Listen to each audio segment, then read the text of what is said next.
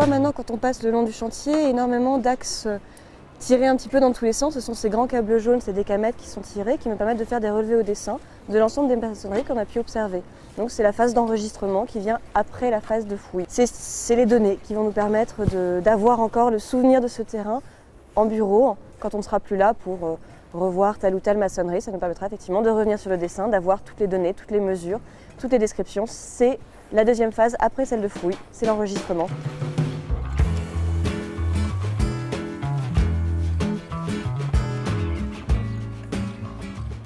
Je fais ce qu'on appelle des frottis sur les pierres. Ça permet de mieux voir les traces d'impact des outils. Donc on pose un calque, n'importe lequel, sur une pierre comme ça. Et puis avec un crayon à papier, on frotte. Et avec un relevé comme celui-ci, vous arrivez à déterminer la nature de l'outil, c'est ça? Sans le frottis, j'y arrive. Mais le frottis sert à voir tous les impacts que mon œil nu ne peut pas voir. Vous voyez? Si on regarde à l'œil nu ici, si on regarde le calque, on en voit beaucoup plus. Au fil des siècles, on a une efficacité du maniement de l'outil qu'on constate assez facilement.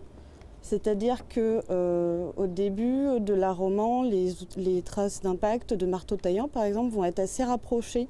On va en avoir beaucoup sur un espace, par exemple, de 10 cm. Et au fur et à mesure qu'on avance dans les siècles, le coup de marteau taillant va être beaucoup plus efficace, c'est-à-dire qu'on va enlever beaucoup plus de matière en un coup.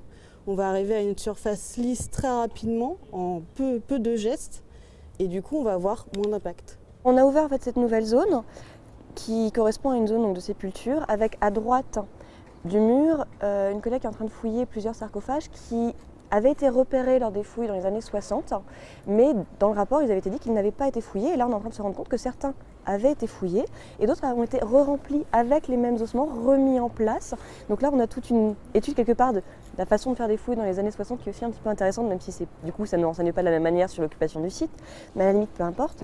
Et à gauche du mur par contre les sarcophages que l'on voit, ils sont encore en place, les squelettes sont encore là, ils n'avaient pas été fouillés dans les années 60, donc là ça va vraiment nous permettre de compléter nos connaissances sur l'occupation funéraire de cette zone pour le Haut Moyen-Âge.